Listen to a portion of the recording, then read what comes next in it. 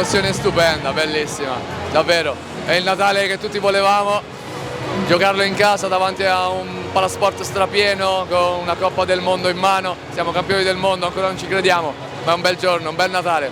Ma l'emozione è grandissima, noi della Prosecco Doc siamo orgogliosi di aver vinto il secondo mondiale, di festeggiarlo davanti a un pubblico del genere. Oggi eravamo più di 5.000 persone, tutti a tifare, tutti emozionati. Credo che sia un lunedì che non ci dimenticheremo mai. I prossimi obiettivi sono confermarci come società di vertice, arrivare in fondo come Italia Scudetto e Champion, poi per vincerle bisogna avere che fortuna.